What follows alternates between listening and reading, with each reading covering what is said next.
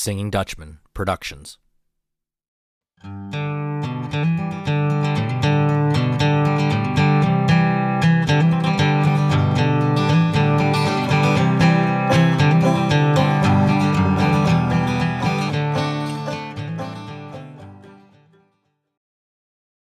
Hello and welcome to Doug's Front Porch, a podcast where I get to sit down with friends old and new and have honest conversations. Today I welcome Christoph Erbach to the Front Porch, a new friend, but one that I consider pretty darn dear already. Christoph, welcome to the Front Porch. Hello. Hi, Doug. Everybody, Christoph is joining us from a very long way away. Christoph, tell us where you're joining us from.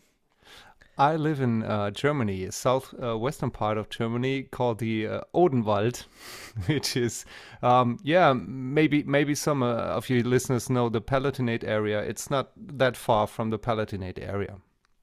A lot of people that follow the podcast and also follow me on YouTube will know that that region that Christoph is talking about is kind of the ancestral region for a lot of us Pennsylvania Dutch. And one thing that brought Christoph and I together as friends has to do with Pennsylvania Dutch stuff. We're going to talk about that later on in the interview. But I have a lot of other really cool things I want to ask Christoph about because we got an expert here on the line in regards to a couple things. But we'll get to those after. Christoph, you tell us a little bit about yourself. Where were you born? Did you have siblings? What was it like in the town that you grew up in? What were you interested in? Tell us all about yourself, Christoph. I hope I can tell you, I hope my English works that well, so I'll do my best. Yes, I was born in a town called Speyer. It's near Speyer. It's called Otterstadt, and Speyer is a big city in the Palatinate area. I think most people know cities like Heidelberg or Frankfurt or Mannheim in Germany, and that's not far away. It's about 100 kilometers away, for example, Frankfurt. I grew up in a small town. It's called Otterstadt. I think it's about 3,000 people living there, and yes, peaceful growing up. I have one brother, a younger brother. He's 3 years younger than I am. How old I am? Maybe Doug, you can help me. I'm 40. I'm 50. No, 45. No, not 45. 54. Na? Yes, 45. 45, 45. Yes. 45. 45. Oh, I told you about my English. I was wondering, you were adding like a whole decade to how old you are. I'm like, Christoph, I didn't think you were that old. No. Now, the reason, okay, real quick, this is a great learning opportunity for the listeners out there that don't speak German. When German makes numbers greater than 20, it's flipped. So, for example, and Christoph, this is a great example. I use this with my students all the time. He's 45, but in German you would say 5 and 40, which is backwards from the English. So I could imagine, I could see the wheels spinning in your brain, Christoph, going from the German to the English. So he's 45, guys. He's 45. Yes, I am. Yes, I'm married. I have 2 beautiful children, 2 girls. They are 14 and 18 years old. And I moved from Otterstadt to an area here called the Odenwald to Mörlenbach. Yes, and I think it's near a town. You also know it's Buchen in Odenwald. You visit that as a teacher, right? That is correct. And just back in September, we had a guest on the episode, or an episode with a guest from Buchen, Christina Heilig. Yeah. Yes. Oh, the connections. It's unbelievable. Everything's getting together. That's nice. Well, Christoph, when you were a kid, what kind of things were you interested in? What did you do as a kid? I think as a kid, I do normal kid stuff like bicycling or visiting friends. I think back in that days, it was common to just to go out and not phoning each other or texting each other to meet. We had different places where we wanted to meet, so everyone's just got get out and see if someone's already there, and then we hang around. Skateboarding, a lot of skateboarding. We do, or just listening to music. I was a big punk rock fan and heavy metal fan at those days. Oh, still I am. But yes, that was kind of stuff we did. I also danced in a folk group. Yes, maybe it's getting too far, but yes, this was part of my life, a big part of my life since I was 4 years old. Well, So I know music is a huge part of your life. We're going to talk about that later on, but I do want to ask you, so you play a lot of instruments right now. Did you start playing instruments when you were a kid?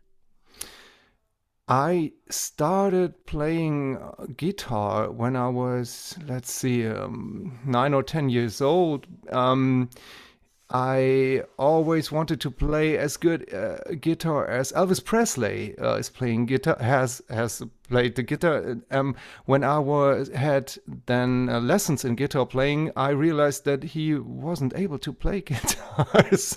I think I don't know. I really don't know. But this was my goal, so I started playing guitar, and I started with normal guitar things like playing around on the campfire. Do you Yeah. say that? Yep. Yes, campfire, and then later on having classical guitar lessons. So this was my first love, the guitar. Yeah. Okay. We'll come back to music in a little bit, but I'd love to talk about what you do for a living. Could you get us to tell us what you do as your job and what journey took you to the position that you're in today? Okay. Yes, I work as a freelancer, and my job is the independence of blind and visually impaired people. So I'm a rehabilitation teacher for blind and visually impaired persons. So all the things you can imagine what you as a sighted person can do independently by yourself, which means just getting your foot right or dealing with money or yes, cooking or house living, but also orientation and walking safely on the streets. This all is my job. When when you lose your sight, or it's getting that bad that you're are in danger when you get outside, or dealing with sharp knives or hot things. So this is my job. I visit people at their home and yes, trying to help themselves that they don't need other people for living. How did you ever get involved in this? Yeah, I didn't have the idea when I started choosing my job.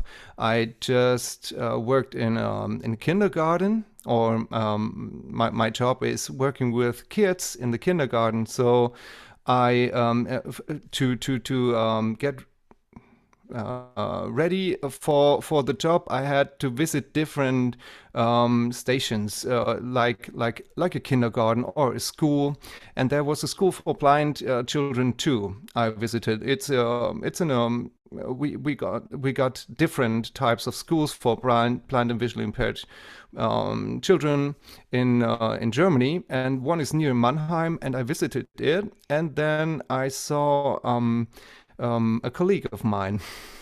And I learned about this work, and I said, "Man, that's the thing I want to do." I nearly knew this, and the same moment I knew it. I said, "Yeah, that's what I want to do." Yeah. So now you're not working in schools anymore. You are only working with people in their homes, correct? Yes, that's correct. We work in all kinds of places. Usually, it's in their homes because that's the place they're feeling safe. So we took step by step, getting out and becoming more independent.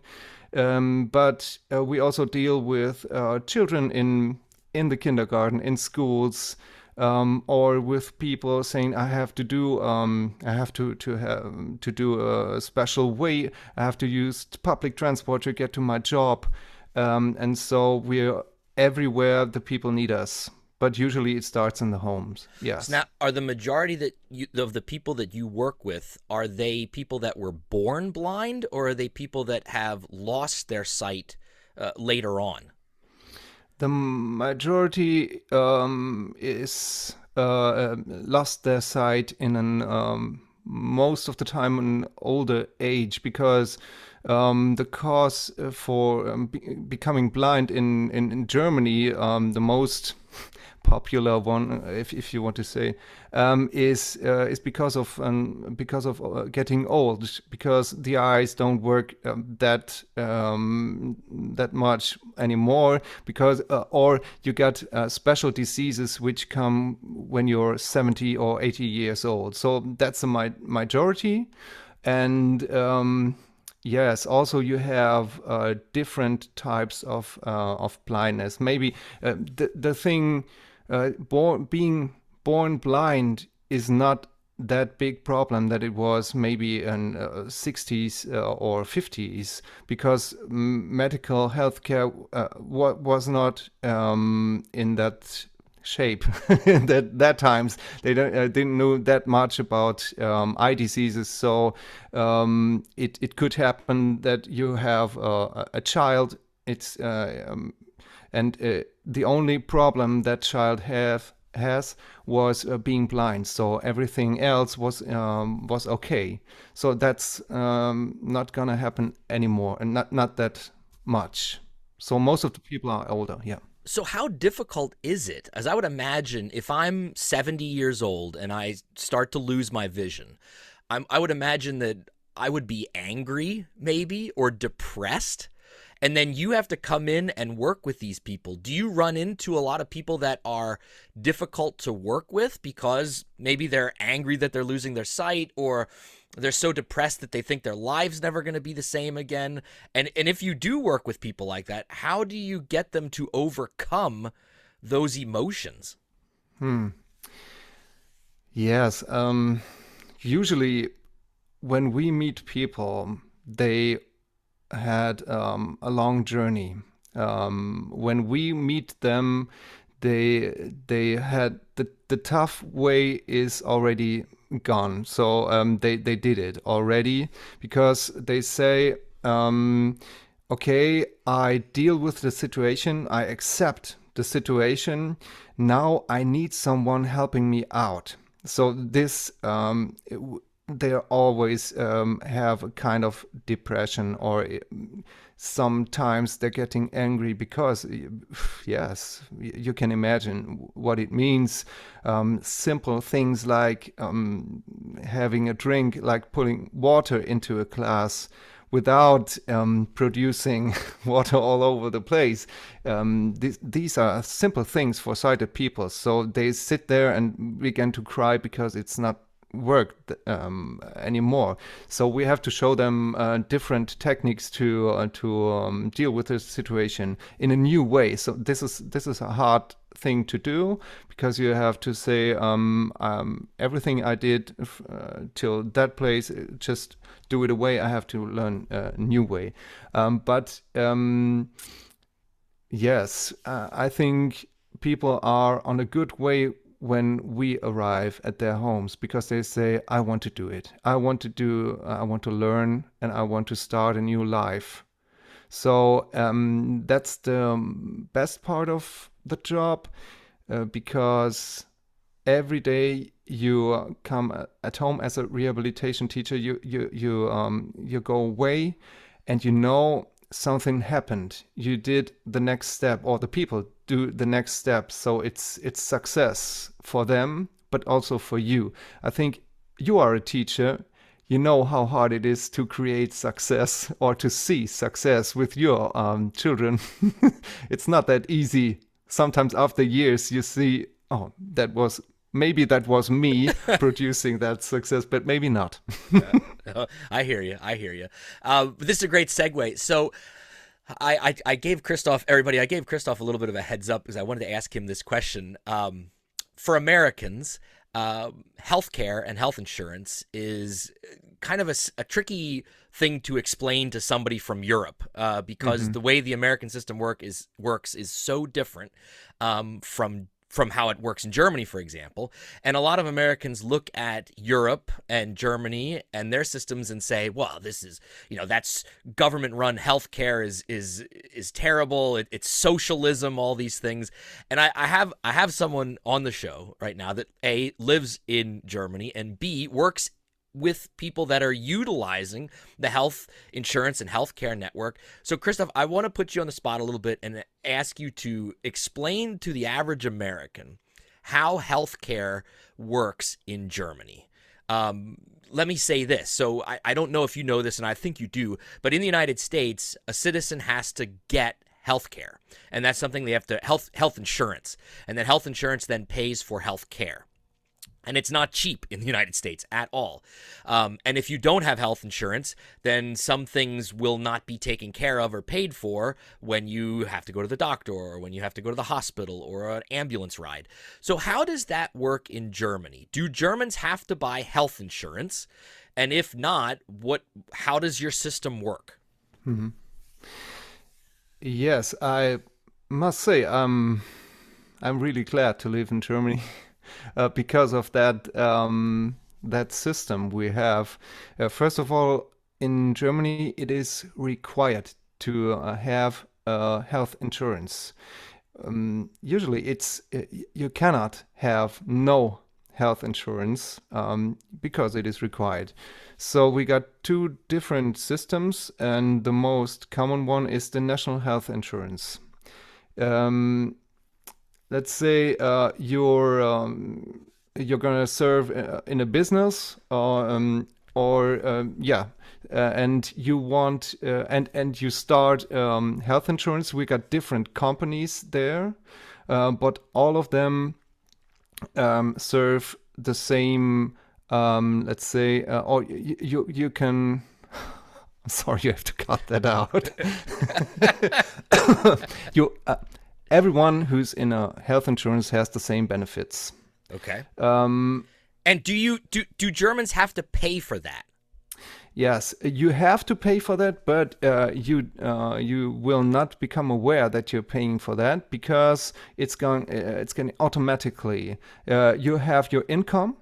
When you serve in a business, you have your income, and your employer has to pay for that insurance, and you have to pay also. It's about 15-16% of your income.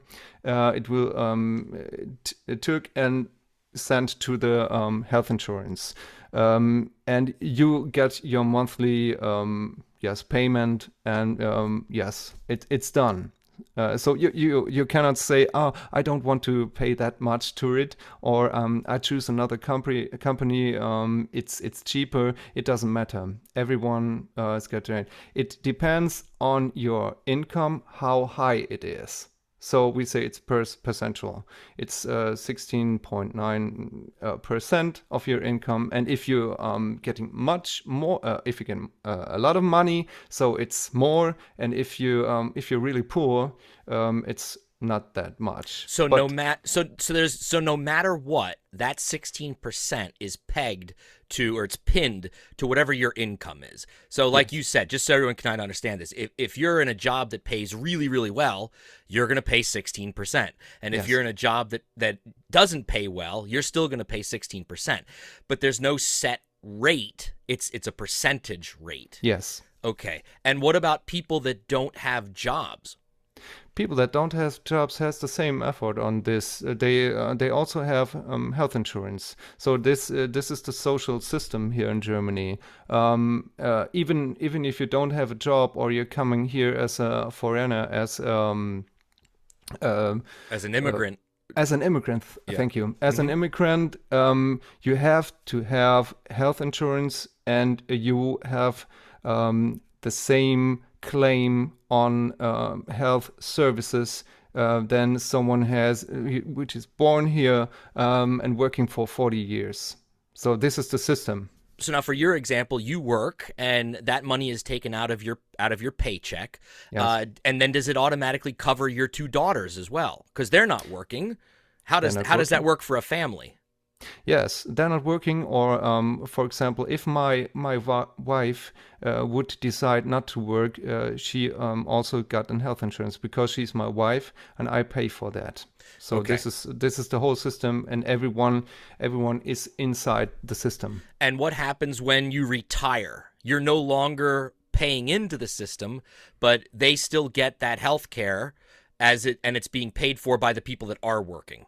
Yes, Correct? the idea is as long as my kids are too small to work, they're not paid for that. But when they grew older, they will pay for me. So Okay. when I'm required, it takes on.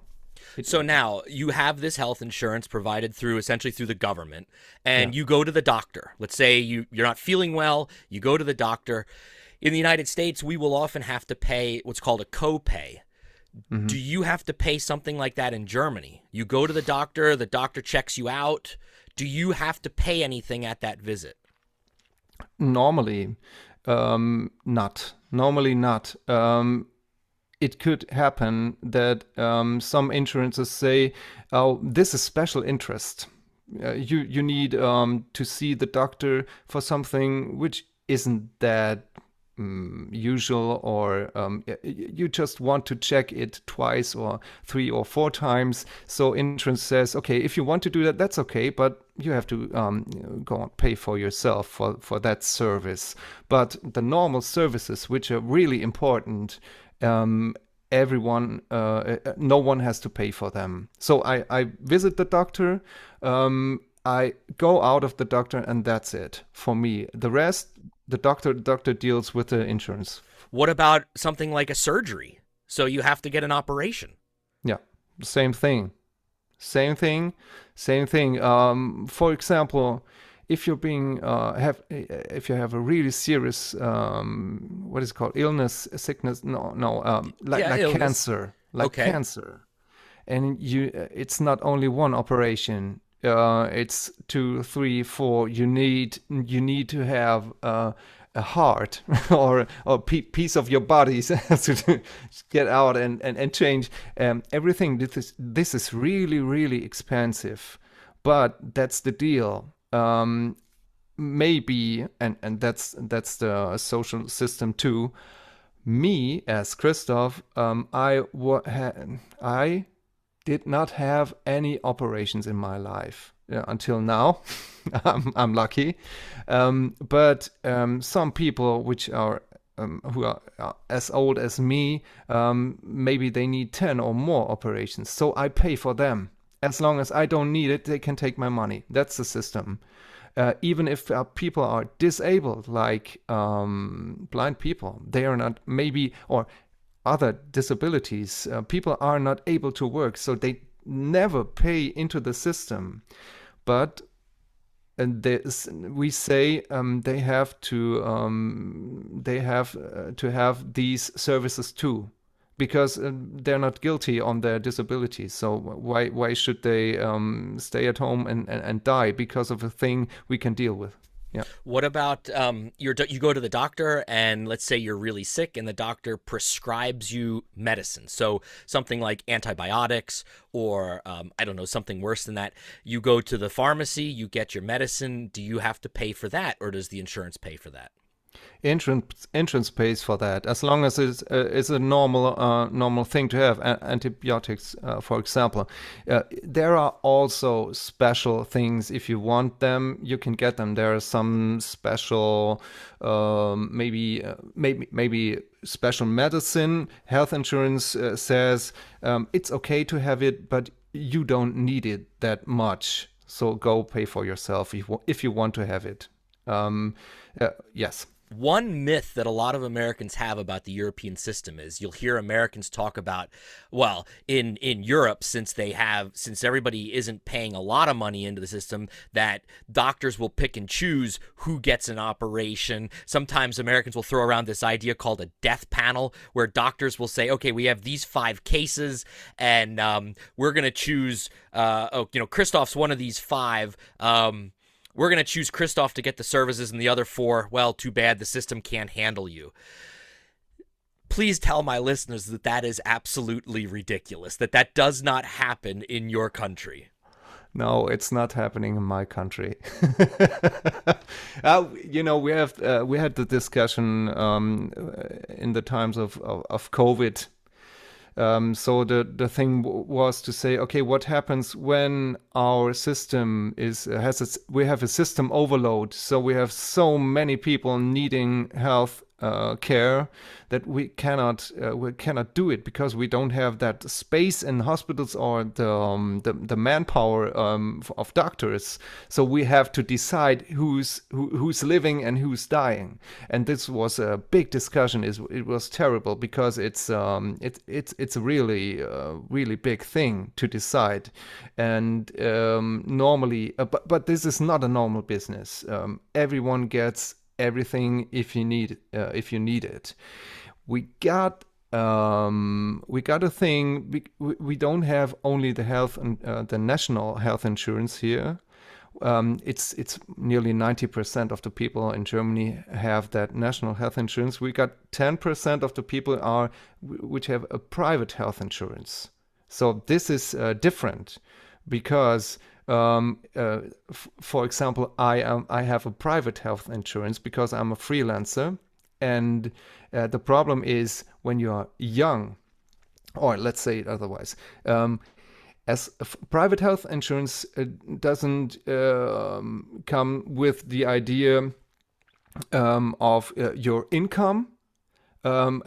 Your income says in a national health insurance, it says your income is that high, and because of that you have to pay that due for the insurance. For the private health insurance, it says how old are you? Okay, you're young. And do you have any diseases? No. Okay, so your fee or your due is very little. You don't have to pay much for that private health insurance. But if you're getting older and sicker, so it will become more and more expensive. So this that's why when I started being work as a freelancer, I was 24, and this was very cheap. I had to pay $250 per month. I could afford this, but the national health insurance says, oh, if you want to be a member of us, you have to pay $700. So that's why I decided to go to the private, or I could not decide. I had to take the private health insurance. But 90% of of the population are with the national health insurance program. Yes. Okay. Yes, they are. All right. So it would blow your mind or a German's mind when I would tell you, or if I would tell you, that when my mother had cancer, one of her cancer drugs that she had to take that was medicine prescribed to her cost $40,000. Oh, God, yeah. And had we not had the insurance that we had, we were very lucky that my mom had really good health insurance through her employer, that it was covered. But it was. Oh, good. It was. Okay. It was. Good. But there are Americans that are in situations where they have to decide because maybe they don't have health insurance, or they have health insurance but it doesn't cover everything, that they have to decide, am I going to take this medicine because I can afford it, or not because I can't afford it? And that is the scenario for some Americans. And Americans can get to the point where they have to declare bankruptcy because of medical bills. Right. And I mean, I'm not saying this happens to every American, of course, but it does happen here in the United States. And, for us Americans, this is the system that we know. This is the only system that we have. And for whatever reason, we're very loyal to it. And whenever we talk about what other countries do, especially when it comes to this topic, a lot of Americans don't want to have that conversation for whatever reason. And we're not here to debate whether Germany's system is better or our system is better, but I mean, there are differences. And I did want to give the listeners an opportunity to hear from a German how it works a little bit differently in his country as opposed to how it works here in the United States. But I want to applaud you, Christoph, because speaking a foreign language is one thing. Your English is great. But to talk about health insurance and medicine in a foreign language, that's not easy. So congratulations, kudos. You held your own there in that conversation. Thank you. Even in German, it is very hard. It's difficult in America too, in English. All right, let's talk about something a little bit more fun to talk about. Yeah. So, music. Music is a major part of your life. You already said that you started learning guitar when you were a kid, and nowadays you are in 2 different bands. Correct me if I'm wrong. Tell the listeners a little bit about the bands that you play in right now, the type of music that you play, and talk about this experience. Yes, actually, it's yes. There are 3 bands I play in. Yes, the third one is a band I joined 20 years ago, or nearly 25 years ago, and this was a band, or is a band I really love. I play bass in the band and I sing, and it's called Chainsaw Jones, and we started as a grunge band in the 90s, so. And we finally we play together we are 3 people until now, and meeting each other once a week and becoming old men together. And the music's getting softer and softer, but we love it. We're just three friends playing music together. We don't have that don't have a lot of gigs, because maybe you know this. If you're getting to your 30s or 40s, the other people are not very interested in seeing old men on the stage singing about yes, I don't know, maybe some depressed moods you're in or something. My mother always singing about midlife crisis. Midlife crisis, maybe. Yes, no, that's a thing. We have a practice room in the cellar of my parents. You visited once. I did. That was very nice, and we have practice once a week. And my mother says, "Oh, there are the depressed guys coming again," since 20 years now. This is really a hard thing, a very good thing for me. I love the guys, and the 2 other bands are first Fine Rip. This is most of the gigs I do with them. I just counted them. There are 40 this year. Until now, we had 40 gigs, and this is a band I play bass in. And it's a band started as a rock cover band with normal English lyrics. And then our singer guy Monji, you know him, he become aware that he is not able to talk English, not even high German, so he's decided to sing in the Palatinate dialect. So this is our thing. We take rock and metal classics, even pop classics, and write own lyrics about the living in the Palatinate area, about food, and most of the time drinking wine. And then yes, that's our deal, and we're visiting big folk festivals here in our area, in the Palatinate area, and playing 3-hour gigs. So I had the luxury of seeing Fine Rip perform, and I'll put a link to your band in the show notes down below so people can check you guys out. But you have a strong fan following. There are people that religiously go to see you guys. I met a couple of them when I was in Germany this summer, and that one girl, I don't remember her name, the one lady I talked to, she says, "I've never missed a concert they've played." And I was like, Wow, impressive. Then Steffi, they shout know. out. Yeah, shout out to Steffi. She knows all the lyrics, and there were many times because I got to see you guys perform more than once that the entire audience was singing along. So I mean, kudos to you guys for creating such a following and such an entertaining show that you put on, because they sing, like Christoph said, they take these songs that everybody knows the melody to, and then makes these, they write these funny but also poignant lyrics, and create a party atmosphere, and everybody's swinging their arms and singing and drinking, and it's a great experience. So I really want to, and between songs they're telling jokes and picking on each other. It's a great stage show. So I'll put the link in the show notes down below to check you guys out, but I really wanted to say how awesome you guys are. It's really great stuff. Thank you very much. Thank you. And we're very blessed with these people. At some point, we had the idea, not only the music is the thing. We created T-shirts in the same mood like we do it with the music. We take something which is already there and we put our thing on it, like the lyrics. So we do T-shirts. They kind of look like normal rock T-shirts by Metallica or by Slayer, a German metal band, and we make them look like a Palatinate version of it. So people really love it here in this area. They say, "Oh, wow, that's unique," and we want to share this too to the other people. So, yes, we're blessed to have these people, and I think.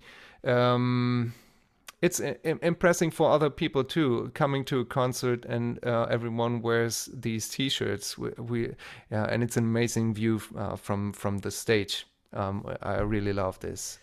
Well, that's the perfect opportunity for us to tell the audience how we got to know each other, because so as most of the people that listen to the podcast know, a couple years ago, I was part of a German documentary called Hibbe be Dribbe, which told the story of Pennsylvania Dutch. And right now, this last year, here in 2022, we have been working on the sequel, Hibbe be Dribbe 2, number 2. And Christoph is involved in this project. How did you get involved in this project? And what do you do in the project? I think it's important for people to know that too. Yeah, how did I get into this? It was yes. First of all, it's a great honor for me being part of this. I watched the movie as everyone in this area watched it. The first part came into the cinemas, and we all loved it. We all loved you in the first part. You're the main character in the first part, and we thought, oh wow, this is a really heartwarming piece of a movie showing our country and showing the things that we have. What is it called? In common with in your common. Yep. In common with your part of the world you're living in. So we love it. And then Benny, the director of the first part, came to Monchi. Monchi is the singer of the band I'm playing in. I talked about Fine Rip, and he said, "Oh, please, would you be so kind and be the new Douglas for the second part, for the second movie?" Because he looked for it, and he looked for a original Palatinate person, and Monchi says, "Okay, I do it. I want to do it, but let's say let Christoph come with me because we're like a creative team. Yes. Yeah. And I said I always wanted to work as a sound engineer. I'm really interested in sound and recording music, and I I said I'd love to learn more about this, and let's see if I could do this. And we tried it, and it worked. And I was so glad that yes, right now we visited your place. We came to America. Yeah, let's talk about that. So Yeah. you guys filmed in Pennsylvania and a little bit in Ohio, but mainly in Pennsylvania for the better part of 3 weeks when you were over here this summer in June and into July. So this was your first time, Christoph, in Pennsylvania and encountering the Pennsylvania Dutch culture firsthand. What were some of the things that really surprised you? What did you enjoy? And don't be afraid to say things that you found were weird or you didn't like. Tell us about your 3 weeks in Pennsylvania filming this second movie. Whoa. Yes, I think I visited America when I was a teenager. Not with that Pennsylvania Dutch background or that interest, but I remember this as a teenager. We always looked up to American teenagers or to America as the country, the land of the free, and the land of all of our dreams. So I think that's very interesting. That is impressing to see these places we know from the movies, and we're very interested in American movies. They are real. Standing in New York, it blows your mind, and seeing all the things you know only from the television.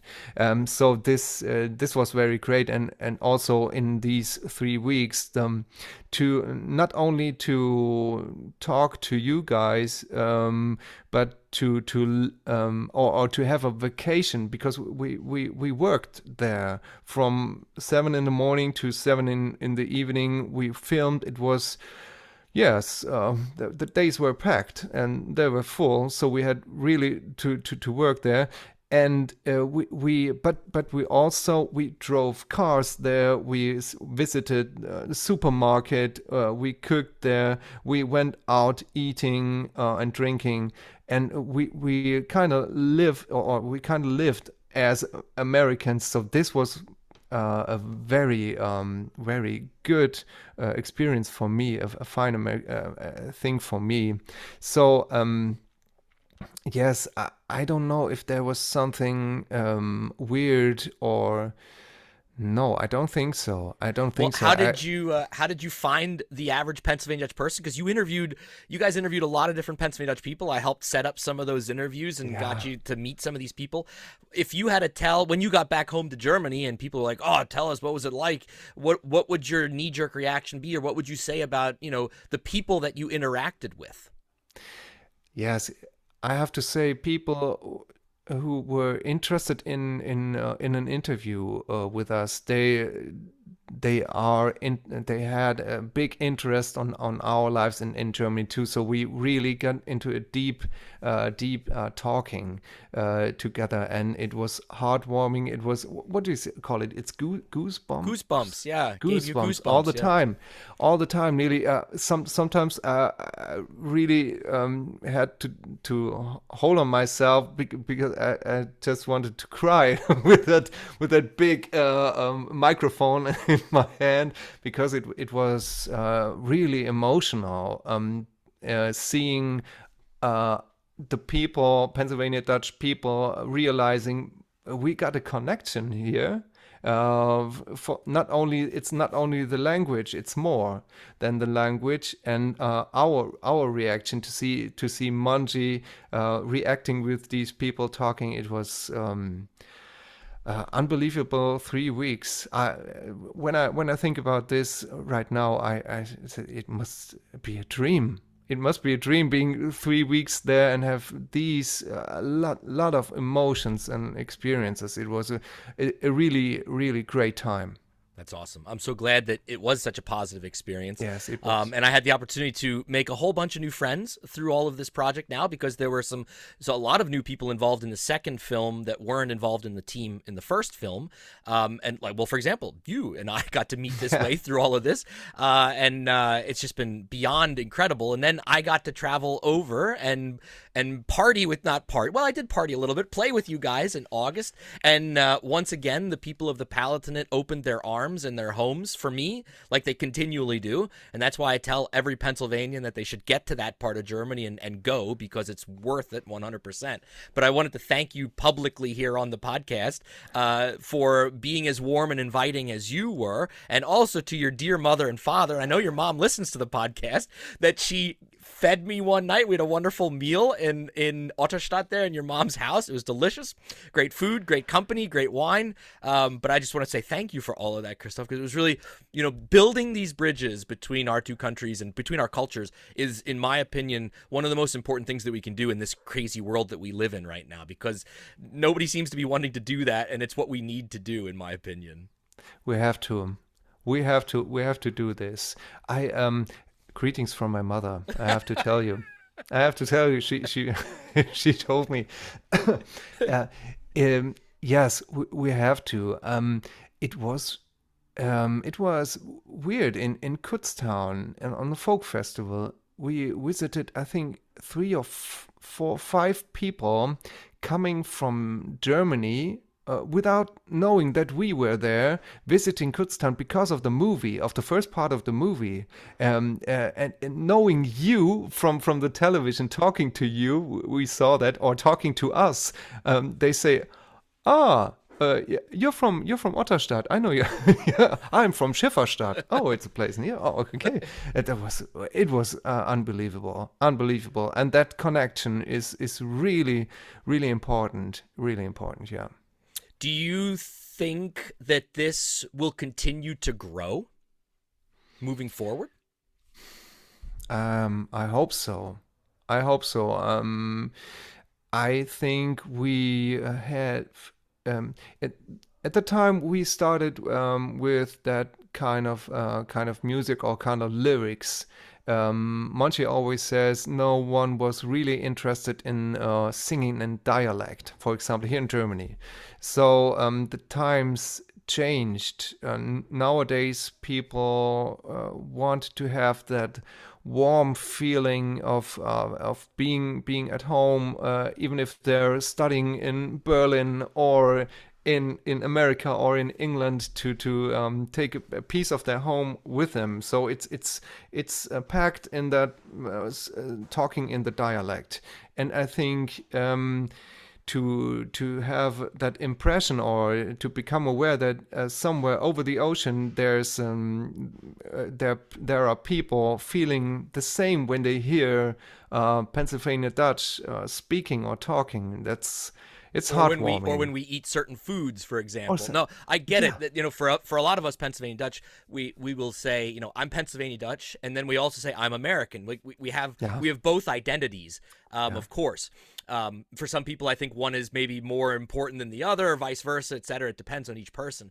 But what I think a lot of Americans don't realize is that Germany has tons of little subcultures as well. We've been talking a lot about the Palatinate, but the people that live in that region of Germany are very proud to be from that region of Germany. They have an identity. They have a different dialect. They eat certain kinds of foods that maybe aren't eaten in other parts of Germany. They have, of course, the wine culture that is the Pals. Everybody thinks from the American perspective that all Germans do are drink beer and wear lederhosen. And you travel to a place like the Pals, the Palatinate, and nobody's wearing lederhosen and everybody's drinking wine. So there is this so I'm glad to see that as time has progressed, that Germans too are having kind of like a renaissance of their cultural identity as well. I'm a Palatinate. I speak or my grandparents spoke this dialect. These are the foods we eat. This is who I am, and that's what I think is also happening for the Pennsylvania Dutch here, especially younger Pennsylvania Dutch people, because we are losing the last generation that really spoke Pennsylvania Dutch Yeah. as a mother tongue. We still have some people, but I mean the majority of them have now passed on, and we're going through an era right now where a lot of people are realizing that if I don't connect now, I'm going to miss out. Yeah. And I wonder if that is also happening in the Pfalz as well. Younger Palatinates or even people our age are saying, this is who I am. I want to celebrate it, because if I don't, I'm going to lose part of myself. Would you agree with that statement? Yeah. I think so too. We have a special thing here with being proud of something which is what is German. Saying I am proud to be a German is not common. It's not accepted here, and for a good reason.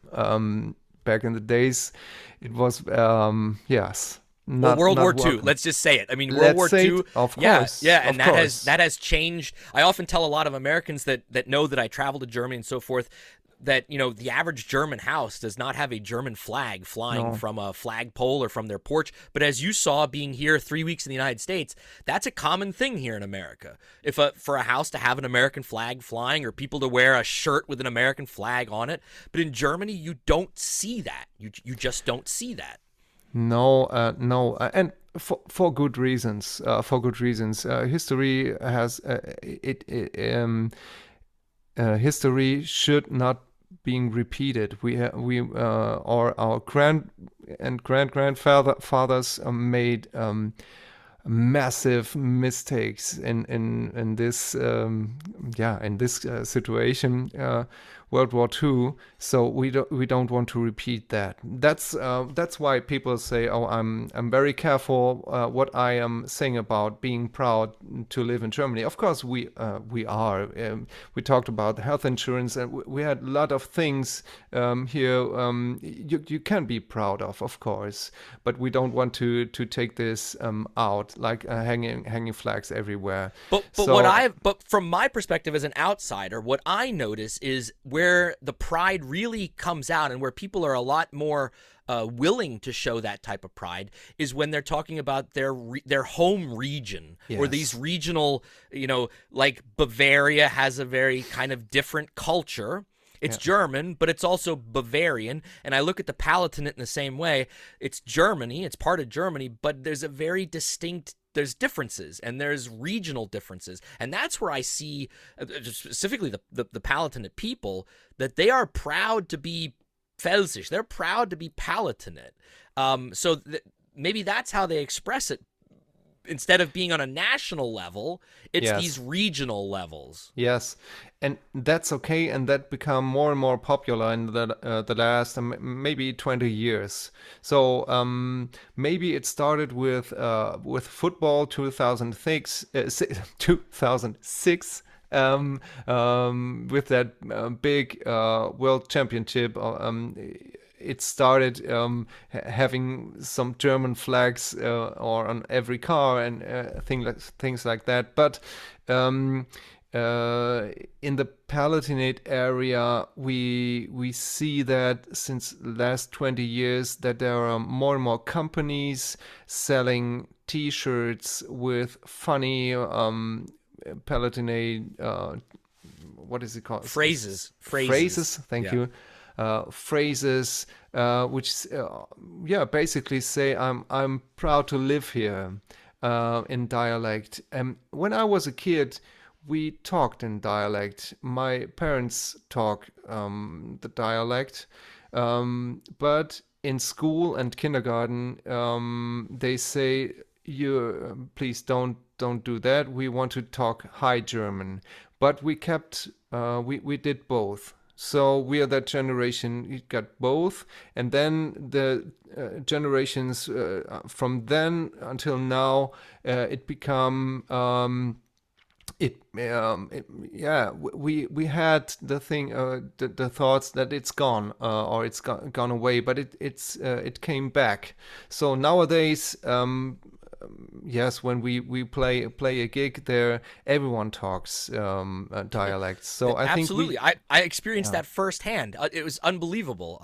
It was tough to hear anybody speaking regular German. When I was at one of your shows, I was just looking around the whole time. I was like, this is awesome.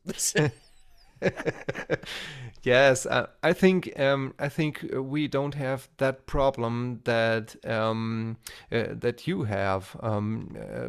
The people there, you have to do a lot of work to find someone who talks Pennsylvania Dutch with you. You have to go to special meetings, and you do a great work keeping that thing up, the whole thing. So we don't have to do that because we also got small kids talking dialect too. Yes. That's awesome. Well, Christoph, I don't know where the time went, but it flew by. You listen to the podcast, so I think you know that at the end of every interview, I ask 10 quick questions to all of my guests. Are you ready for your questions, Christoph? I hope my English is. Oh, yeah. You've survived this long. You've survived this long. You'll be fine. All right. Question number 1. What is your morning drink of choice? Coffee. And how do you take your coffee? Cappuccino. Oh, cappuccino. Yes, Sugar? of course. Sugar? No. Nope. Okay. And how many cappuccinos do you drink in a day? 2. 2. Okay. 2 until noon. Only espresso.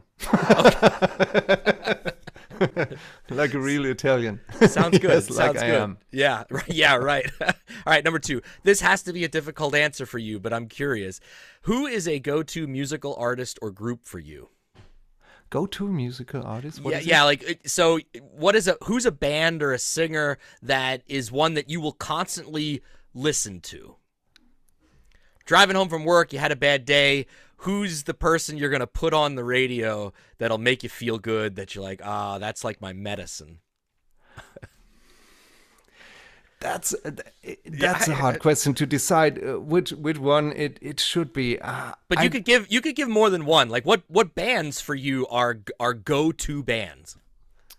Yes, I think first of all, the bands I grew up with becoming a musician. These are bands like Pearl Jam, Soundgarden, and Nirvana, but Rollins Band, and even the Sex Pistols. They are bands that yes, I already listened to. But the more and more the older I get, the more comes things like jazz to it too. So I got different moods and I got different types of music for that. But they all got this one thing in common. Most of the music is kind of independent level or alternative level. So I don't listen to regular radio music. Okay. All right. Sounds good. You named some great bands there. That was my childhood too. Nirvana, Pearl Jam, Soundgarden. I was like, yep. Yeah. All right. Number 3. What movie can you watch over and over again and it never gets old? Let's see if I know the English title. Never gets old. Life of Brian. Oh, Monty Python's Life of Brian. Of course. That's a great film. Do you like that one better than The Holy Grail? Sometimes. Okay. Yeah, but they're both great. But Life of Brian, yes. One of my favorite things I just found out not too long ago. So I'm familiar with the movie. I'm sure a lot of people are too. It's a spoof movie kind of about the life of Jesus, but it's about this guy named Brian, and he gets in trouble with the Romans just like Jesus did. And there was one Roman character whose name in English was Biggest Dickus. Yes, Biggest Dickus. And what's hilarious is, at least I think so, in the German version of the movie, what is his name? It's Schwanzus Longus. Which already comes the same as German. Yeah, but it's so funnier in German for me than it is in English. Schwanzus Longus. Longus, yeah. Yes, I really Oh love my that. goodness, that always makes me laugh every time I think about it. Now you get on YouTube, everybody. You can search up the German version of Life of Brian. You can hear it. It's hilarious. It's so funny. All right, great choice. Number 4. What's the last thing that you read? The last thing I read was a book about a Coca-Cola company based in Germany. They decided to fight against Coca-Cola and produce their own cola. It's called Fritz Cola, and the name of the book is Fritz against Goliath. Okay. Oh, like Goliath. Goliath. Yeah. Goliath. Yeah. Sorry. Okay. Yeah. Yes. Okay. I wasn't familiar with that story. All right. No, it became bigger and bigger. The company itself became bigger and bigger, and the book, no one knows that book. I think Okay. so, but yes, that was the last one. Sounds good. Number 5. What is your favorite pizza topping? Um, yeah, I don't know if I can say that. It's Hawaii. That's okay. Yeah, pizza Hawaii. Yeah, Hawaiian pizza. Yeah. Yeah. The Germans like that. I've often and it's good. I don't have any problem with it. Don't worry. No one's Good. gonna make fun of you, Christoph. Good. Nobody. Okay. Good. Okay. Number 6. Laying on the beach or going for a hike. Going for a hike. Okay. And in the area where you live, there's some great hiking opportunities. Yeah. Yes, there are. Especially in times of Corona, we love that thing because we could, or even nowadays, we can go out having a walk for 2 hours and meet no one. No one's there. And high hills, you look up to a lot of trees, and it's wonderful. It's wonderful here. Yeah. All right. You have invited me over for dinner. What are you making? For dinner for you? Oh, of course, it had to be Seymour. Oh, come on. Okay. No, that's good. Yeah. Stuffed pig stomach. Stuffed pig stomach. Do you or your wife do the cooking at home? Me. Oh, you're the cook, just like me. Yeah. Okay. All right. So I'm coming over and we're having Seymour. Okay. Sounds Yeah. good. Sounds good. Number 8. What is a dream vacation destination for you?